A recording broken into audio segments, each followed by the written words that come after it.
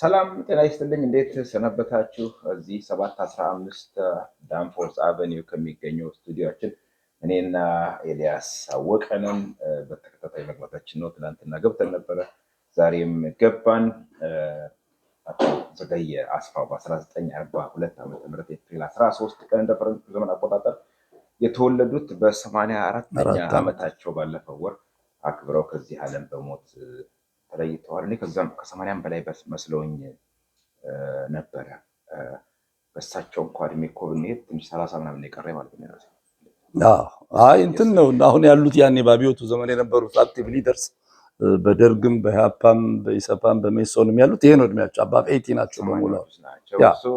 ኤልያስ አወቀ ደግሞ አስታውሳለሁ የዛሬ ዓመት ኢንተርቪው ስላደረካቸው በኋላም ፕሮፌሰር አለማንተ ገብረስላሴ እዚህ ሲመጡም ሰው ባሉበትም አንዳንድ እነሱ የተመለከተ ኮንቨርሴሽንስ መስመር ክሮስ የተደረጉበትም ነገር ነበረ። ሚዜም ነበሩ ብዙ ነገሮች ስለማስታወስ ይሄን አጋጣሚ ተጠቅመን ብንነጋገር መልካም ነው ብዬ ነው የጠራሁ። ኤልያስ አመሰግናለሁ። ያው እንግዲህ ጋሽ ዘገየ አስፋው ያው የመሬት ላራሹ አርኪቴክት ከነበሩት ውስጥ አንዱ ነው። አብረን ታስረናል። ኦፍ ኮርስ አብረን ታስረናል። እና ጋሽ ዘገየ እንግዲህ ማዕከላዊ 10 ዓመት ታስሯል። ጋሽ ዘገየ ያው እዛ ሁላችንም ጋሽ አንተ ስለምንለው ነው እንጂ የማቅለል ነገር አይደለም። ቃለ ምልልስም ስናካሂድ ያው ጋሽ አንተ እያልኩ ነው ኢንተርቪው ያደረኩት። እንግዲህ ጋሽ ዘገየ ያንን የደርግ ዘመን አልፎ ከመሞት ተርፎ እግዚአብሔር እድሜ ሰጥቶት እዚህ ደርሶ ባለፈው ወር 84 ዓመቱን አክብሯል። እሁድ ዕለት የአቶ ሌንጮ ለታ መጽሐፍ ምርቃት ላይ ነበርና እንግዲህ ዛሬ ኦልሬዲ ማክሰኞ ነው፣ ትናንትና ነው ያለፈው። እግዚአብሔር ነፍሱን ይማር፣ ለቤተሰቡ ለልጆቹ እና ለአድናቂዎቹና ለወዳጆቹ መጽናናትን እንዲሰጥ እየተመኘን ወደ ውይይቱ እንገባለን። ልጅ ሆኜ ትንሽ ነፍስ እያወቅሁ ስመጣ ሳነብ አቶ ዘገየ አስፋውን የመሬት ላራሹን አዋጅ ድራፍት ያደረጉት ያረቀቁት በሚለው ነበረ ማቃቸው። በኋላ ሪሰንትሊ ሲመጣ ሌሎችም ተጨማሪ አዳዲስ ደግሞ ትርክቶችን ሰምቻለሁኝ። አይ ቲንክ ከሱን ጀምሮ ይስለስ። ያው እንግዲህ መሬት ላራሹን በሚመለከት በጣም ብዙ ሰዎች ጋሽ ዘገየንም ሆነ ደርግን ሆነ ነጋሽ አለማንተን ይቃወሟቸዋል። በኢትዮጵያ ውስጥ ከተካሄዱ አዋጆች በግሌ መሬት ላራሹን የሚያክል ትልቅ አዋጅ፣ ስር ነቀል አዋጅ የኢትዮጵያን ገበሬ አትሊስት ደርግ በእርሻ ሰብል ቢቀኘውም ልክ ደጃዝማች ከፊት አውራሪ ከባላባት ወደ መንግስት ጭሰኝነት ቢለውጠውም ስር ነቀል አዋጅ ስለነበር ጥሩ ነው። እንግዲህ በጣም ጋሽ አለማንተ ወጥቶ ይሄን መጽሐፍ አልጻፈም። ከሱ ቀድሞ ይሄን ጋሽ አለማንተ ጋሽ ዘገየን ጠይቄው ነበር። በራሱ መጽሐፍ ሲገባው አና አውስትሪዘን በምትባል ሳውዝ አፍሪካን ነው በ2020 አይደለም፣ በኢንተርቪው ቤዝድ ነው። ኢንተርቪው ቤዝድ ነውና ጋሽ ልክ እንደ ጋሽ አለማንተ እንደዚህ ትውስታዎቼ ስለ መሬት ይዞታና የተለያዩ ፖለቲካዊና ሀገራዊ ጉዳዮች ላይ ኢንተርቪው የሱ የራሱን ታሪክ ነው የጻፈው። ይሄን እሱም ሊጽፈው ይገባ ነበር። በራሱ አልጻፈም። ስለዚህ የለም ምንም ነገር አልጻፈም። ሜሞይር ምናምን ነገር ኦቶባዮግራፊ የለም። ለምን እንደሆነ በተለይ ከስር ከወጣም በኋላ እንግዲህ ከፖለቲካው ምርቆ ሁንዴ የሚባል ኤንጂኦ ኤግዚኪዩቲቭ ዳይሬክተር ነበር። ጥሩ ውጤታማ ስራ ይሰራ ነበር። በነዛ መካከል እንዴት የራሱን አውቶባዮግራፊ እንዳልጻፈ ያሳዝናል። አንስቼለት ነበር። ኦኬ ኢንተርቪው ታደርጋቸው። ምክንያቱም በኢንተርቪው ከመሰራት ይልቅ በሌላ እንግሊዘኛ ተናጋሪ ሴት ከምትመጣ በራሱ ወይንም ልክ ሌላ እንደነ ነጋሶ አሁን እንደነ አቶ ሌንጮ ለታም ቢሆን ኢስ ኮንቴምፖራሪ አቶ ቡልቻ ደመቅሳ እሳቸው የራሳቸውን የጻፉት በጎስት ራይተር ሁሉ ማጻፍ ይችላል። አቶ ሌንጮ ዙፋን ኡርጋ የምትባል ነች የጻፈችው። የነጋሶ መንገድን ዳንኤል ተፈራ እንደተጻፈው ነው። ቢጽፈው ኖሮ እጅግ በጣም ሪሊ ጥሩ ነበር።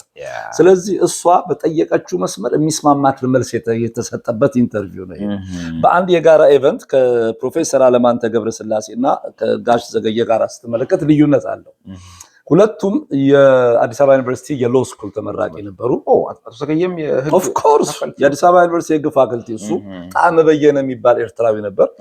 ዋን ኦፍ ዚ ማስተር ማይንድ ኦፍ ዲስ ራሱ ይሄ የፕሮክላሜሽኑ ድራፍት ሲደረግ ከዛ ዊስኮንሲን ዩኒቨርሲቲ አሜሪካ ነገር ውስጥ ያለው በላንድ ሪፎርም ላይ ላቲን አሜሪካ ሀገሮች በሙሉ ወደ ሶሻሊዝም እንዳይሄዱ ላንድ ሪፎርም እንዲደረግ በጣም ይደግፍ ነበር። ምክንያቱም ያኔ እንደ 60s እና ሌት 50s ማጠናከሪያና ማታገያ ሐሳቡ መሬት ላራሹ ነው። ለገበሬው ስለሚባል አብዮተኞችን የዚህን የሩሲያ የሶቪየት ህብረትን መስፋፋት ለመክታት ተማሪዎችን እየመጡ ያሰለጥኑ ነበር። ከዛ ሲኒየር ነው ጋሽ ዘገየ የጋሽ አለማንተ ከአበበ ወርቄ ጋር አብረው አንድ ባች ነበርና ተማሪዎች ማህበር ሲቆሙ ሄደው ፍጥ ቤት ጥብቅና ሁሉ ቆመውላቸው ኢት ኢዝ ሶ ኢንትረስቲንግ እና እናንተ ላይሰንስ አይኖራችሁ እንዴት ትቀርባላችሁ ተብሎ የተመለሱበት ኢንትረስቲንግ ነገር ሁሉ ነበር። ተማሪ ሆነው ነው ሄደው ጥብቅና ስቱደንት እና አንዴም ይሆናችን ብታነባት ለታሪክ ነች። So we had a very big demonstration in which literally everybody took part. So ተማሪ ሆነው ማለት ነው ሰልፍ ነበር የተቃውሞ 7 of our colleagues from different faculties were arrested. 7 ተማሪዎች ታሰሩብን. Speaking as lawyers, we said why don't we file habeas corpus to have our friends released? የአካልን በነፃ habeas corpus እሱን ለምን ፋይል አናደርግም? ጎንዮች ማሰገር habeas corpus means you cannot hold prisoners without bringing them to court. So habeas corpus የላቲን ቃል ነው። ምን ማለት ነው? አንድን ሰው ፍርድ ቤት ሳታቀርቡት ዳኛ ሳይፈርድ ፍርድ ቤት ብሎ ማሰር አርቢትራሪሊ አይቻልም ነው። በጣም የብዙ ሀገር ህገ መንግስት ፈንዳመንታል የሆነ ህግ ነው። መሰረታዊ የካናዳ ቻርተርም አይሆፕ የአሜሪካን ህገ መንግስት ላይም እንደ ኢትዮጵያ ህገ መንግስት ላይ በነበረ የገባቸው አይመስለኝም። ኢትዮጵያ ውስጥ ህገ መንግስት ተጽፏል እንጂ ምንም they don't understand. And so አበበ ወርቄ አቶ አበበ ወርቄ and I filed habeas corpus at the high court ከፍተኛው ፍርድ ቤት ሄደን ፋይል አደረግን and a summons was issued to the attorney general to bring the prisoners to court the next day. So ፍርድ ቤቱ መጥሪያ ኢሹ አደረገ ሰጠ። ጠቅላይ አቃቤ ህጉ አተርኒ ጀነራሉ እስረኞቹን እንዲያመጣ ፕሮዲስ እንዲያደርግ the next day all of us including our professors were there to witness the very first case of habeas corpus in Ethiopia. actually በኢትዮጵያ ውስጥ የመጀመሪያ የሆነውን habeas አካልም ነፃ የማውጣት ጉዳይ ወይም ክስ ለመመልከት ኢቭን ፕሮፌሰሮቻችን መምህራኖቻችን ሁሉ ፍርድ ቤት ተገኝተው ነበረ. our friends appeared with a policeman. አመጣቸው oh my goodness. so መቼ ማለት ነው? in the 1960s ማለት ነው 1960s በዛን ዘመን ተመልከቱ። በኢትዮጵያ እንግዲህ 1957 56 ገደማ ማለት ነው exactly. so ከዛሬ በኩዴታው ካራታ በኋላ 50 ዓመት 60 ዓመት ፍርድ ቤቶቻችን የተሻለው ነበሩ ማለት ነው። አሁን ፍርድ ቤት ሲለቅ ነው እንትን ገላን ሄዷል ይላሉ ወይ አዳማ ሄዷል ናዝሬት ምናምን ይባላል በጣም and our friends appeared with the police ዟቸው መጣ not the attorney general actually እስረኞቹን police ነው ያመጣቸው. before he started the proceedings the judge read our plea and asked whether we were licensed as attorneys to argue the case. so ዳኛው ጥያቄ አቀረበላቸው ፈቃድ አላችሁ የጥብቅና ሌሎችን ወክላችሁ ለመቆም of course ራሳቸውን ዲፌንድ ማድረግ ይችላሉ. we said we are students ተማሪዎች ነን. he said I won't allow students to argue in my court. ተማሪዎች እኔ ፍርድ ቤት እንዲከራከሩ ወክለው እነሱን አልፈቅድም ማለት. two brilliant lawyers were in the court. በጣም smart ጎበዝ የሆኑ ጠበቆች ነበሩ. we asked one could you help us? there is nothing you need to do. all you have to do is read what we have prepared. ልትረዳን ትችላለህ ወይ? ምንም ስራ የምትሰራው ነገር የለም። ያዘጋጀነውን pleadings የኛን ክርክር ማንበብ ብቻ ነው ማቅረብ ነው አለ. he said I am not going to get involved. አልፈልግም እዚህ ውስጥ አታነካኩኝ አይነት ነገር። the second lawyer አቶ ጌታሁን ሁነኛው from አዲስ አበባ agreed actually. but አቶ ዘገየ በጣም አየንት ማለት አልፈለጉ ስም መጣት አልፈለጉ አምሹ ያቃሉ ኤልያስ አወቀ ወይ ተክለ ሚካኤል አብራሪ ያስፎግሩ ነው። ስለዚህ እሺ ያሉት ግን አቶ ጌታሁን ሁነኛው from አዲስ አበባ agreed. he took up the case ያሉ ይቀጥላሉ. okay the judge asked why there was no charge but the police so የታለክሱ ለምንድን ነው ክስ የሌለው ብሎ ዳኛው ጠየቀ. but the police replied that they needed time to complete their investigation. ነገር ያለ ምርመራችንን አልጨረስንም እንጨርስ. the judge justice ንጉሴ ፍትሐወቅ of course እዚህ ጋር እናወራቸዋለን. one of really the best lawyer said that the constitution wouldn't accept indefinite imprisonment. ህገ መንግስቱ ይሄ ገደብ የሌለው ዝም ብሎ እስር አይቀበልም. and attorney general should have brought the detainees before a court within 48 hours. በ48 ሰዓት ውስጥ ማቅረብ አለበት አሉ። አሁን በ48 ወር ውስጥም የማይቀርቡ እንዳሉ አላወቁም። justice ንጉሴ ፍትሐወቅ. in addition the police told the court that because of the demonstration the police were spread citywide and they did not have anybody to charge this prisoner. so ፖሊሶቹ በአመጹ ምክንያት በተቃውሞ ኃይላቸው ስለተበታተነባቸው ከተማው በሙሉ እነዚህ ላይ ክስ የሚያመጣ ማግኘት አልቻልም አሉ። በጣም ኢንተረስቲንግ የሆነ ነው። ይቀጥላል አክቹዋሊ። አዎ እና ጋሽ አበበ ወርቄና ጋሽ ዘገየ በጣም ወዳጆች ነበሩ።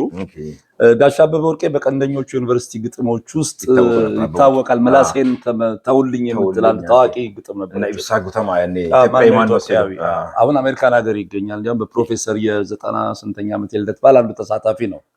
ጋሽ አበበ ወርቄ one of the best lawyer አሜሪካ ሺካጎ መሰለኝ ሺካጎ ነው ያለው። የማዕህድ ምክትል ሊቀመንበር ነበር።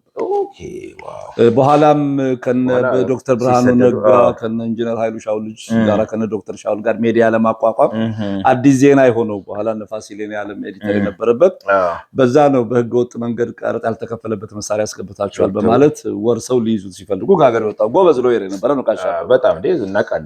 ታምሮ ወንድማገኘው አበበ ወርቄ ሲባል ድሮ በጣም በቃ እነሱ ሁሉ ኮንቴምፖራሪስ ናቸው። ብዙ ነገር የሰሩ ናቸው። ሌላው እንግዲህ የመሬት ላራሹ በ58 ዓመተ ምህረት እሱና ጋሽ አለማንተ ዊስኮንሲን ዩኒቨርሲቲ ማስተርስ ሰርተው መጡ። ማስተርስ ሲሰሩ 4 ዓመት ለማገልገል ግዴታ ነበረባቸው። አሁን የጭሰኛ መምሪያ ኃላፊ ነበር ጋሽ ዘገየ። በጣም የሚገርሙ ዘሞስት ሬቮሉሽነሪ የነበሩ ሰው ነበሩ። በዚህ ላይ ይሄን የባለ ርስትና የጭሰኞቹ ነው አቶ በለጠ የሚባሉና ኃይለልዑል ጌታውን የመሬት ይዞታ እንዲሻሻል እንግዲህ በ48 የመሬት ይዞታ ሚኒስቴር የተቋቋመው በ58 ዓመተ ምህረት ነው። ያኔ እነሱ ተምረው መጥተዋል። ጋሽ ዘገየ፣ ጣዕመ በየነ፣ ፕሮፌሰር አለማንተ ገብረስላሴ በሙሉ መጥተዋል።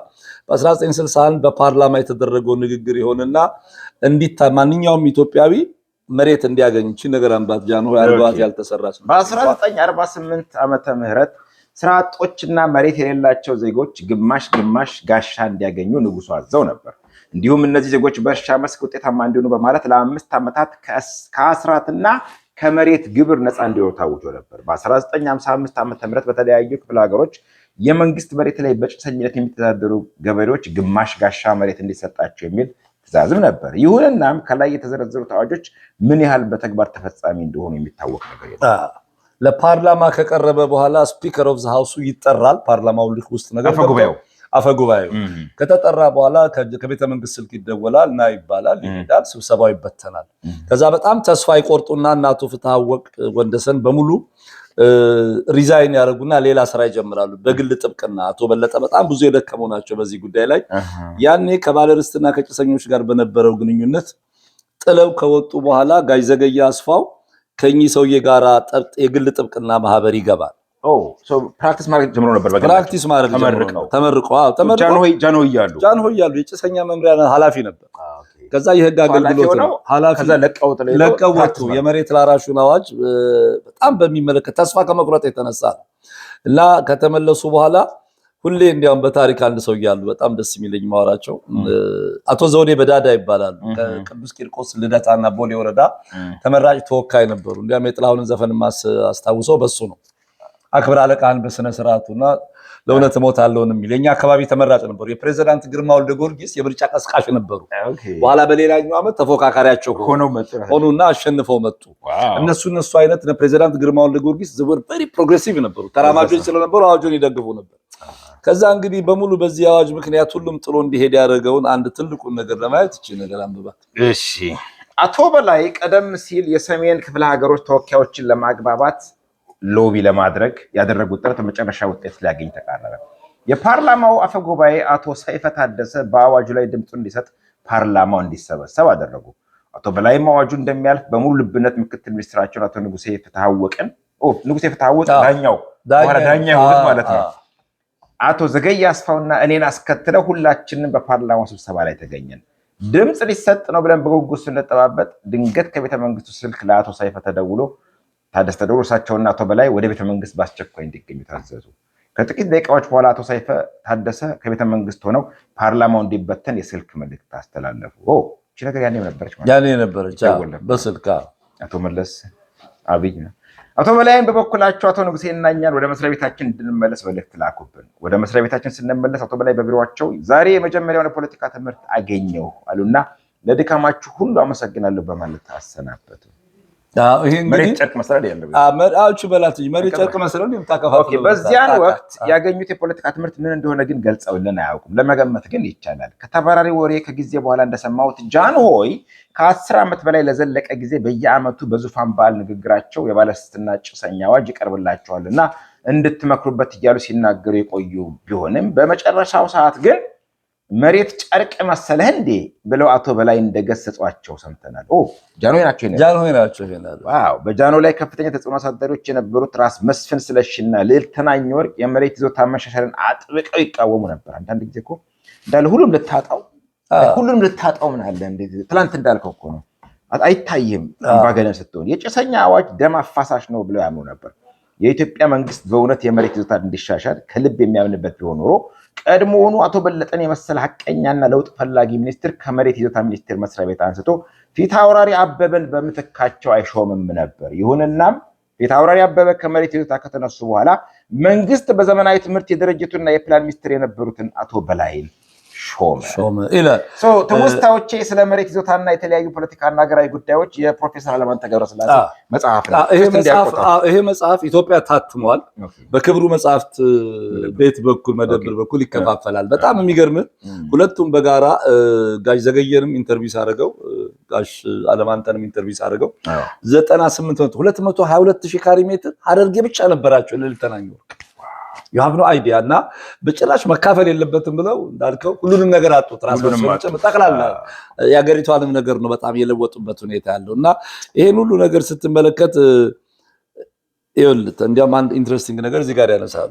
በአንድ ወቅት ኬኔት ፓርሰንስ በሌላ በኩል የንጉሱ መንግስት በሁለት ጎራ የተከፈለ አስተዳደር እንደነበረው የሹምሽሩ አካሄድ ያመለክታል። ጠቅላይ ሚኒስትር አክሊሉ ሀብተወልድና ካቢናቸው የመሬትን ይዞታ ሚኒስትሮች ለማሻሻል እንደሚፈልጉ አቶ በለጠና አቶ በላይ የመሬት ሚኒስትሮች አድርጎ መሾም አመላካች ነው። በአንጻሩ ግን የጠቅላይ ሚኒስትሩን ዓላማ የሚቃወሙና የሚያደናቅፉ ኃይሎች ነበሩ። በዚህ ጎራ ከተሰለፉት መካከል ራስ መስፍን ስለሺና ልዕልት ተናኘ ወርቅ ከሁሉም በላይ ተጠቃሽ ናቸው። ራስ መስፍን ስለሺ ከጅምሮ የባለስልጣንና ጭሰኛ ግንኙነት መሻሻል ይቃወሙ ነበር። አቶ ኃይለ ልዑል ከዚህ በፊት በጠቀስኩት መጽሐፋቸው እንደገለጹት በአንድ ወቅት የአሜሪካን ስመጥር የመሬት ይዞታ ባለሙያ ኬኔት ፓርሰንን ላይ በተዘጋጀ የመሬት ይዞታ ኮንፈረንስ እንዲካፈሉ ከጋበዟቸው በኋላ ጃንሆይ ዘንድ አቅርበዋቸው ነበር። በዚህ ወቅት ከቤተ መንግስቱ በራፍ ላይ ራስ ስለሺና ደጃዝማች ፀሐይ እንቆስላሴን እንዳገኙና አቶ በለጠ እናንተ የምትሯሯጡት ይህችን ሀገር ኮሚኒስት ለማድረግ ነው ሲሉ ራስ መስፍን እንደጠየቋቸው ገልጸዋል። ያ አሁን እንግዲህ ይሄ አሜሪካን አገር ውስጥ ችግር ሊመጣ እንደሚችል በመገመት እንዲያውም በነገር ላይ መሬት ላራሹን በጣም ይደግፍ የነበረው የአሜሪካን መንግስት ነበር እንጂ የሶቪየት ህብረት መንግስት አልነበረም። የሶቪየት ህብረት መንግስት ይህንን አዋጅ ብታወጡት አብዮቱ ሊቀለበስ ይችላል፣ እርስ ደም ሊፋሰስ ይችላል እና አሜሪካኖች ስትሮንግሊ ፑሽ ያደርጉ ነበር። ያኔ ገና ደርግ ኦፊሻል ያላስወጣቸውም ነበር እና በዚህ መካከል እንግዲህ ይህንን አዋጅ ለማርቀቅ ጋሽ ስለዚህ አዋጁ ማርቀቅ የጀመረው በደርግ ሰዓት መስሪያ ነበር። መጨረሻ ላይ እየተጠና ነበር 60 አሁን እኮ ኦልሬዲ ለፓርላማ የቀረበው ባይለስላሴ ጊዜ እሱ ነው። ትንሽ አሜንድመንት ተደርጎበት አዋጁ በኋላ በደርግ ሰዓት አዋጅ ግን ናሽናላይዝ አረም ያደረገው እንዳለ ግን አዋጁ ነበር። ለምሳሌ ስንት ቦታ ይሰጥ፣ እንዴት ይደረግ፣ በምን ታስተዳደር የሚል በዚህ ነገር ላይ ኮንትሮቨርሻል የሆኑ ሾዎች አሉ። አነጋጋሪም አከራካሪም አጨቃጫቂም ነገሮች አሉ። አንዱ ጋሽ አበራ የማነ አብን ኢንተርቪው አደረገው መይሶን ነበር። ጭላሎ አግሪካልቸራል ዲቨሎፕመንት ዩኒቲ የሚባል የጭላሎ ሻለማት ድርጅት አቶ ሄኖክ ዳዲ የደጃዝማች ክፍሌ ዳዲ ልጅ ስራ አስኪያጅ ነበር እሱና እኛ አንስተን አቀረብነውና እኛ ድራፍት ያደረግነውን ነገር ለአለማየሁ ኃይሌ ሰጠነውና በደርግ በኩል ወደዛ ሄደ ይላል መቶ አለቃው። ጋሽ አለማንተ ደግሞ በጭራሽ ይሄ ነገር በእነሱ በኩል የመጣ አይደለም እኛንን ይሄን ነገር ያቀረብነው ይላል እና በዚህ መካከል የሁለት የጋራ ችግሮች እንደነበሩ ያሳያል። እዚህ ጋር ግን እንደው ይሄ ዝም ብለህ እስቲ እቺነት የአሜሪካ መንግስት እንዲሁ የአሜሪካ መንግስት የምትለው የአሜሪካ መንግስትም እንዲሁ በመጀመሪያ የአሜሪካ መንግስት በቪየትናም፣ በቻይና፣ ኩባ እና ቦሊቪያ በመሳሰሉ የላቲን አሜሪካ ሀገሮች ከተገኘው ልምድ በመነሳት ኡሩጓይ ውስጥ ፑንታ ዴል ኤስቴ በምትባል ከተማ በተለያዩ የላቲን አሜሪካ ሀገሮች ከኩባ በስተቀር የመጡ መሪዎች በተገኙበት ስብሰባ ላይ የመሬት ይዞታን ማሻሻል አስፈላጊ መሆኑን የሚገልጽ ውሳኔ እንዲያስተላልፉ ጫና አሳድሮ ነበር። ዓላማው ግልጽ ነበር። ኮሚኒስቶች መሬት የሌለውን ገበሬ ድጋፍ የሚያገኙትና የመንግስት ስልጣን ለመያዝ የሚንደረደሩት መሬት ላራሹ በሚል እንቅስቃሴ አማካኝነት መሆኑን በመገንዘብ ይህን መፈክር ከኮሚኒስቶቹ ኃይሎች አፍ ለመንጠቅ አሜሪካ የመሬት ይዞታን ማሻሻል አስፈላጊ ሆና አግኝታዋለች። ስለሆነም የመሬት ይዞታን ማሻሻል በላቲን አሜሪካ ብቻ ሳይሆን በሌሎች ሀገሮችም የአሜሪካ የውጭ ጉዳይ ፖሊሲ አካል ሆኖ ቆይቷል። ኤግዛክትሊ አሁን ይሄ በጣም ሰው በላው የምትለው አሜሪካን በማያስበው ደረጃ ያለ በዛን ጊዜ ተቃዋሚ ምክንያቱም የግል ሀብትን የፕራይቬት ፕሮፐርቲ የሚጻረር ነገር ነው ብለን ስለምናስብ አሜሪካ የዚህ ነገር ተቃዋሚ ትሆናለች ብለን የምታስበው። እነሱ ግን ኮሚኒስቶቹ መጥተው ይሄን ተጠቅመው ጭራሹኑ ሳይነጥቁም በፊት አስቀድመን ፕሪቨንቲቭ ነው ለማምከን ነው። ትልቁ ማታገያ ሀሳብ የነበረው ወደ ሶሻሊዝም ለመምጣት የተማሪውም ጥያቄ መሬት ላራሹ ነው። ከመሬት ላራሹ በኋላ የምታነሳው ጥያቄ በአይዲዮሎጂም በአስተሳሰብም በብዙ ነገር ሊለይ የሚችል በመሆኑ ማለት ነው። እዚህ ጋር አንድ ኢንትረስቲንግ ነገር አለ። እስቲ የመሬት ላራሹን አቶ አንዳርጋቸው አሰግድ ያቀረበው ስህተት እንደነበር ምን አለ ቆይ እዚህ ጋር አንተ እንድታነበው 10 ሄክታር መሬት እቺን እንኳንና ይሏል። ኦኬ በሁለቱ ጽንፎች መካከል ለአንድ ገበሬ 10 ሄክታር የሚለውን አማራጭ ያቀረብኩት እኔ ነበርኩ። አለማንተ ነው አሁንም ያለው የሚሰራው የነበረ ፕሮፌሰር አለማንተ። ይህን አማራጭ ያቀረብኩት በኢትዮጵያ በተለያዩ አካባቢዎች የአንድ መለስተኛ ገበሬ ይዞታ ከ2 እና 3 ሄክታር የማይበልጥ መሆኑን የመሬት ስሪት መምሪያ በተለያዩ ክፍለ ሀገሮች ያደረገውን የጥናት ውጤት መሰረት በማድረግ ነው። በአብዛኛው ስፍራ አንድ ገበሬ በራሱና በቤተሰቡ አቅም ሲበዛ ቢውል ከ5 ሄክታር በላይ አያርስም ነበር። ይህ አማራጭ ሚኒስትሩ በጠሩ ስብሰባ ተካፋይ ከነበሩት በአብዛኞቹ ባለሙያዎች ስለተደገፈ የገጠርን መሬት የህዝብ ባደረገው አዋጅ እንዲካተት ሆነ። ኤግዛክትሊ አሜንድመንቱ ማለት ነው። ሚኒስትሩ ከሰበሰቡን ከጥቂት ቀናት በኋላ እንግዲህ ይሄ ደርግ ሳይመጣ ነው። ደርግ መጥቶ ነው። ደርግ መጣ በኋላ ከ66 በኋላ ከአብዮቱ በኋላ ማለት ነው። 10 የምንሆን ሰዎች አዋጁን የማርቀቅ ስራ ጀመር። በአዋጁ ይዘትና አረቃቀቅ የተሳተፍነው ሰዎች ጣመ በየነ፣ ታምራት ከበደ፣ ወንደሰን ኃይሉ፣ መስፍን ካሱ። ታምራት ከበደ የጀነራል ከበደ ገብሬ ልጅ መኢሶን መስራች ሆኖ በኋላ ዳዊት ህሩይ፣ መስፍን ገብረሕይወት፣ ሰለሞን ጋሻው፣ ታየ ጉርሙ፣ ተስፋዬ ወልደ ማርያም፣ ዘገየ አስፋውና እኔ ነበርን። በሊቀመንበርነት ያገለግለን ጣመ በየነ ነበር። ከታምራት ታየ፣ ወንዶሰን፣ ተስፋዬና ሰለሞን በስተቀር ሁላችንም የህግ ተመራቂዎች ነበር። አሁን እዚህ ላይ አንዱም እንደው እግረ መንገድ የመሬት አዋጅን በማርቀቅ ስለተሳተፉት ሰዎች በአጭር የተቀጨ ረጅም ጉዞ መኢሶን በኢትዮጵያ ህዝቦች ውስጥ በሚለው የአቶ አንዳርጋቸው አሰግድ መጽሐፍና ያ ትውልድ በሚለው በአቶ ክፍሉ ታደሰ በተጻፈው መጽሐፍ ላይ የታሪክ ሽሚያ ነበር። እኛ ያለንበት በሚመስል መንገድ ነው ያጭልታልባት ይችላል። እግረ መንገድ አጥርቶ መሄድ ስለሆነ ልክ ነው። ከዛ ነው ኮት የሚያደርጉት በአጭር የተቀጨ። ይሄ ግን ፕሮፌሰር አለማንተ ያው ነበሩ መሰለኝ። ኦፍ ኮርስ ነበር። አሲምባ ሄዷል፣ ምክትል ሚኒስቴር ነበር። አንዳርጋቸው አሰግድ ደግሞ መኢሶን ናቸው። መኢሶን ነው። ስለዚህ እኮ ዳይሬክት ኮቴሽን ነው። ገብቶኛል። አንዱ እኛንን የሚለው ኦኬ። ከመኢሶን እና መስፍን ካሱ ነበር። ከኢሃፓ የመስሪያ ቤት ቋሚ ተጣሪ አለማንተ ገብረስላሴ እና በኋላም ተስፋዬ ታደሰ ገብረ መስቀል፣ ዶክተር ተስፋዬ ደበሳይና ዮሴፍ አዳነ ነበሩ። እነዚህ ዚህ ሳር ዘሊዲንግ የኢሃፓ ፊገርስ ናቸው። በባሮ ቱምሳ ዙሪያ ከነበሩት መካከል ሚኒስትር ዘገየ አስፋው፣ በፈቃዱ አብጅራና ዮሐንስ ነገዎ ነበሩ። ዮሐንስ ነገዎ ማለት ዲማ ነገዎ ነው። ዲማ ነገዎ ናቸው። ኦኬ። በህግ ሀይ ህዝባዊ ግንባርነት ኤርትራ መስፈር ከነበሩት መካከል የአዋጅ አርቃቂ ኮሚቴ ሊቀመንበር የነበረው ጣመ ስላሴ በየ ነበር። በዶክተር አለሙ አበበ ዙሪያ ከነበሩት መካከል ወንደሰን ኃይሉ ነበር። በመጨረሻም በአጠቃላይ በመስመርና በወዳጅነት ደረጃ ካልሆነ በስተቀር ከየትኛውም ድርጅት ወይም ቡድን ጋር ያልተሳሰሩ ሌሎች ተራማጆችና ዲሞክራቲክ ምሁራንም ነበሩ። ለምሳሌ የሚያህል ታምራት ከበደን፣ ታየ ጉርሙን፣ ዶክተር ክፍሌ ገብሩን፣ ኃይሉ ወልደማርያምና የመሳሰሉትን ለማስታወስ ይቻላል።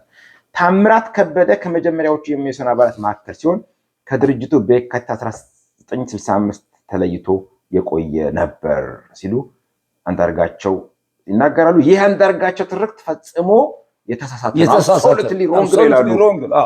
አብሶሉትሊ ሮንግ ነው። እኔንም እግረ መንገዱን ይሄንን ጉዳይ በጣም አፖስትሮፋይዝ አደረኩትና ወገቡን እየነቀነቀ ጭምር ጋዜጠኛ ወገንተኝነቱን በማሳየት ለምን እንደሆነ አላውቅም ይሄ መጽሐፍ እየታተመ ስለሆነ ብሎ አንብቦ ሳይጨርሰው ሰው በነገረው ላይ ነው ሪፖርተር ጋዜጣ ላይ ጻፈ። አቶ አንዳርጋቸው አሰግድ እንዲያም በቃ ጋሽ አለማንተም ላይ ተቆሰ፣ እኔም ላይ ተቆሰብኝና እና አይ በእንትና ሌላው ግን አንተ ለነገሩ በተወሰነ መልኩ ልክ ነው። የኢሃፓ ጉዳይ ሲነሳ ትንሽ በጣም የምትንቀጠቀጠው ነገር አለው። ያንቀጠቀጠሽ ያንቀጠቀጣል እና ወገቡን እየሰበቀ ሲሉ እዚች ጋርም አንድ ነገር አለ። ይኸውልህ ዘገየ አስፋው አዋጁን በማርቀቅ መሳተፍ የጀመረው ቆየት ብሎ ነበር። ምክንያቱም እቺን አንብባት ይኸውልህ ጋይ ዘገየ የት እንደነበረ አብዛኛውን ዛሬ የኦሮሞ ጽንፈኛ የሚመስሉ ፖለቲከኞች ወይንም አብዛኛው ብሔርተኞች የጋይ ዘገየን ሮል በቃ one of the mastermind the only mastermind አድርገው ነው ያቀረቡት። እዚህ ጋር ግን እኔም በልጅነት ሳነብ ማንበብ ሲጀምር ትንሽ መንቃት ያ ነው ጭንቅላቴ ተቀርጾ ነው ዘገየ አስፋው የመሬት ላራሹ አዋጅ ዘገየ እሱ ግን አንፎርቹኔትሊ እንደዚህ ያላለም ነው። ኢንተርቪው ሁሉ ጠይቀው ያፓም ኦነግም ማንም ነገር የለበትም ነው። ዲማነጎን አንድ ልጅ ሲጠይቀው የሆነ ዶክተር ደረጃ ወር የሚባል ሰው ሲጠይቀው እኛንን ኦነግ በጀርባ ሆኖ በዘገየ ውክልና በኩል ጋይ ዘገየ ኦነግ ሆነ ነው ያረቀቀው ስለማይሽ ተቋቋመና ኦነግ እያለ እንደዚህ የተወራጨ ነው የነገረኝ እና ከዚህ ጋር አብራት ይላል እኮ ልክ በቀደም ያነሳ ነው የቡልቻ ደመቅሳ መጽሐፍ ላይ ባልነበረበት የኦሮሞ ብሔርተኝነት ባልነበረበት ይሄን አስበው ነው ያለ እንት በጭራሽ አይዲዮሎጂካሊ ከአሰፋ ጫቦ ጋራ ይጫት ነበር። የኢትዮጵያ ጭቆኖች አብዮታዊ ትግል የኢማሌድህን 5 ድርጅቶች ከመሰረቱ አንዱ ይጫት ነበር እና ከደርግ ጋር እኮ 5 ዓመት ሰርቷል። ጋይ ዘገየ እንዴት አድርጎ ነው ኦነግ ሊሆን የሚችለው? መጀመሪያ እኔ ኦነግም የለም ኖርማል ዘገየ አስፋው ብሎ ደግሞ 67 ዓመተ ምህረት ኦፍ ኮርስ የፊውዳል ልጅ ነው የፊውዳል ልጅ ኦፍ ኮርስ በጣም ብዙ የመሬት ከበርቴ አሁን ዘመዶቹ ናቸው። የታገር ሰው ናቸው። እዚህ ከወደ ሸዋ ሙሉ ምናምን የሚባል እዚህ 100 ምናምን ኪሎ ሜትር አይሆንም ከአዲስ አበባ ሸዋ ናቸው። እዚህ ወለጋ አይደሉም ብስራት ምንድነው ቅዱስ ገብርኤል አካባቢ ካዛንቺስ አካባቢ በጣም ሰፊ መሬት ያለው ቤተሰብ ናቸው ነበር። እናትየው እንዲያው መሬት ላራሹ እኮ ልጅሽን ያስወረሰው ሲባሉ ምን አለ ታዲያ ምን ክፉ አደረገ የኛው አሽከሮች አለ እንዲወሰዱት እንኳን ተሰጣቸው ብለው ይላል። እዚህ ዘገየ አስፋው አዋጁን በማርቀቅ መሳተፍ የጀመረው ቆየት ብሎ ነበር። ነፍሳቸውን ይማር። ምንም እንኳን ዘገየ መስሪያ ቤቱ የቆየ ሰራተኛ የጭሰኛ መምሪያ ኃላፊ የነበረ ቢሆንም ለፓርላማው ቀርቦ የነበረው የጭሰኛ ህግ ሳያልፍ ሲቀር መስሪያ ቤቱን ለቆ በመውጣት የመስሪያ ቤታችን ምክትል ሚኒስትር የነበሩት አቶ ንጉሴ ፍትሐወቅ ባቋቋሙት የግል ጥብቅና ማህበር ውስጥ ይሰራ ነበር። አቶ ንጉሴ የጭሰኛ አዋጅ ሳያልፍ መቅረቱ ደስተኛ ስላልነበሩ መስሪያ ቤቱን ለቀው ባቋቋሙት የጥብቅና ማህበር ውስጥ አብረናቸው እንድሰራ ዘገየንና እኔን ጠይቀውን ነበር። በጊዜው እኔ በመስሪያ ቤቱ የህግ አማካሪ ሆኜ ከእርሳቸውና ከሚኒስትሩ ከአቶ በላይ ጋር በቅርበት ሰራ ነበር። ምንም እንኳን አቶ ንጉሴን በህግ እውቀታቸው ካናዳ በሚገኘው የሜጊል ዩኒቨርሲቲ የህግ ትምህርት የካናዳ ሰው ናቸው የኛ ሰው ናቸው የህግ ትምህርት የተመረቁና የአዲስ አበባ ከፍተኛ ፍርድ ቤት ፕሬዝዳንት ነበሩ። በልምዳቸው በመልካም ሰብናቸውና ለውጥ በነበራቸው አመለካከት የማከብራቸው ሰው የነበሩ ቢሆንም የግል ጥብቅና ሙያ ስላልማረከኝ በመስሪያ ቤት መቆየቱን መረጥኩ። ዘገየ ግን ከአቶ ንጉሴ ጋር የጥብቅና ስራ ስለጀመረ አዋጁ የሚረቀቅበት ወቅት ከመጀመሪያው ቀን ጀምሮ አልተሳተፈም። አንዳርጋቸው እንዳለው ሳይሆን ዘገየ መስሪያ ቤቱ ሚኒስትር ሆኖ የተሾመው አዋጁ ተረቆ ካለቀ በኋላ ነው። ይሄ በጣም ቁልፍ ነገር ነው። ምናልባት አሁን ዛሬ ይሄ መጽሐፍ ትንሽ ሚስሊዲንግ ነው። 3 ደቂቃ አይደለም። ሴትየዋ ስለ ኢትዮጵያ ፖለቲካ በጣም ስለማታውቅ አቶ ተስፋዬ ሀቢሶ ነው ፎርወርድ የጻፈው እና የገባችበት መንገድ እሱ ሚላትን የሰማችው የሳውዝ አፍሪካ አምባሳደር የእንትን ዋና ጸሐፊ ነበር። የሽግግር መንግስቱ ማለት የሽግግር መንግስቱ ዋና ጸሐፊ የነበረው ነው። ከተስፋዬ ጋቢሶ ጋር ይንታጥብኛል። ነው የተስፋዬ ሀቢሶ ነው። እንዲያውም በጣም ብዙ ሰዎች ወደ ልክ እንደ ሃዲያ ሎቢ ሳውዝ አፍሪካ እንዲኖር ያረገሱ ነው ይባላል። ስለዚህ አሁን ትልቁ ነገር ምንድነው? ይሄንን አርገዝ ጋር የሃፓውን ክፍሉ ታደሰ ስለ መሬት ላራሹ አዋጅ የታሪክ ሽሚያ ነው እንጂ የሃፓም አልነበረበትም። በዛሌ ኦኬ እቺ ስለዚህ የኛ ነው የሃፓ ነው የማለት ጉዳይ አይደለም። ጭራሹ ነው it is purely technocratic የሆነ ጋዘሪንግ ነው። ኦኬ ኢንተረስቲንግ። በኋላ ላይ ሰዎቹ የተለያየ ድርጅት ገብተው ሊሆን ይችላል። በኋላ ተቀጥረዋል። እሱ ነው የሃፓ ኦነግ ወጥቼ የሃፓም ክሌም እንደሚያደርገው መይሶንም ክሌም እንደሚያደርገው ኦነግም ክሌም እንደሚያደርገው አይደል? እንደ ይቅርታ አድርግልኝና ጣመ በየነ ሲል ኤርትራ ይሆን የሚል ኤርትራዊ ነው ኦፍ ኮርስ ሻቢያ ይኖርበት ነው። አሜን ይቅርታ እንደው ዝም ብዬ በዚህ ሎጂክ ያኔ እኮ ሸባ አልተመሰረተም። ጀብሃ ነው እኮ ገና ያለው። ከኢህአፓ መሪዎች አንዱ የነበረው ክፍሉ ታደሰም ያ ትውልድ በተባለው መጽሐፍ ተመሳሳይነት ያለው የተሳሳተ ትርክት ተቀርቧል። አዋጁ ያረቀቁት የኦሮሞ ብሔርተኞች የኢትዮጵያ ሕዝብ ነጻነት ድርጅት በኋላ ኢህአፓ ተብሏል። መኢሶንና ከማንም ያልወገኑ ተራማጅ ግለሰቦች ናቸው ይልና ዮሴፍ አዳነን፣ ተስፋዬ ደበሳይን፣ ታደለ ኪዳነማርያም፣ ዳዊት ትሩይን፣ ጣመ በየነና እኔን ይጠቅሳል። ቀጥሎም አንዳርጋቸው አሰገደን፣ ታየ ጉርሙን፣ ታምራት ከበደና ዘገየ አስፋውን ያነሳል። ከተጠቀሱት ውስጥ በአዋጁ አረቃቀቅ ሂደት ላይ ዮሴፍ አዳነ፣ ተስፋዬ ደበሳይ፣ ታደለ ኪዳነማርያምና አንዳርጋቸው አሰግድ አልተሳተፉም።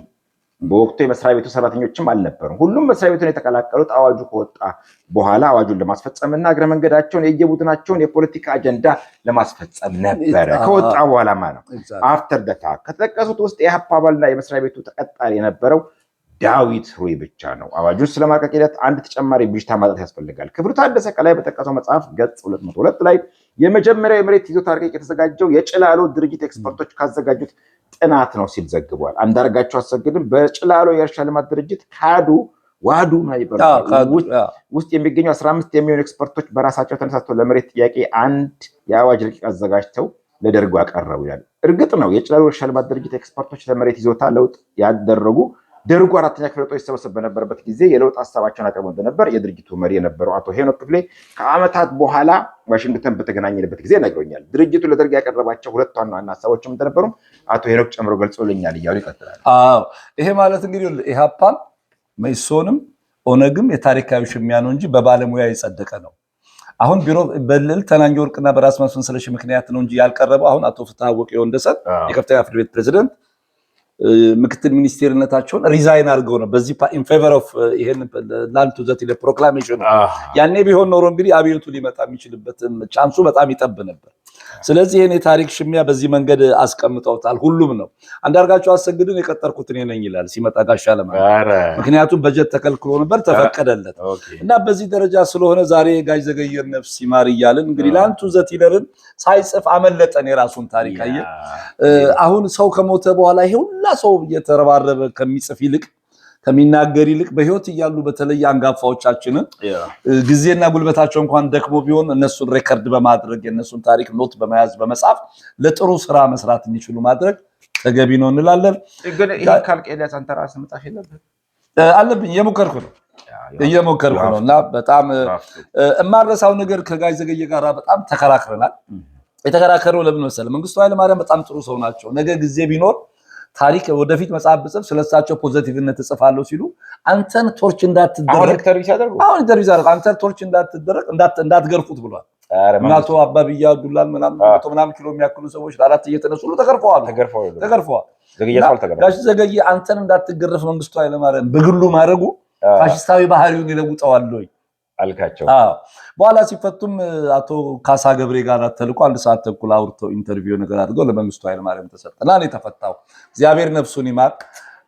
ቶሎ ቢጽፍ ስለመንግስቱም ሌላ ቨርሽን ያሳየን ነበር። ሜቢ ቤተሰቦቻቸው የተጻፈም ነገር ካለ በረከት ደረጃም ሙሉ መጽሐፍም ባይሆን በሆነ መልኩ አንዳንድ እሳቸው ጋር ያሉ ማቴሪያልስ ይኖራሉ። አይ ሆፕ ይሄንን ያስቡበታል። የሚገርመው ደግሞ የሌንጮ ለታ መጽሐፍ ምረቃ ላይ ተገኝተዋል። ግርማ ጉተማ ነው ትላንትና ማታ ወደ መኝታ ሲሄድ ኢትዮጵያ ሲነጋ ማለት ነው። ትላንትና ዘገየ አስፋውን አግኝቻቸው ነበረ ሌንጮ ለታ መጽሐፍ ምረቃ ላይ ሲል እኔ ስለዛ ላይ አወራ መስሎኛል እና ዛሬ ማረፋቸውን ሰማይ ሲል በ24 ሰዓት ውስጥ ዓለም እንደዚህ ነው።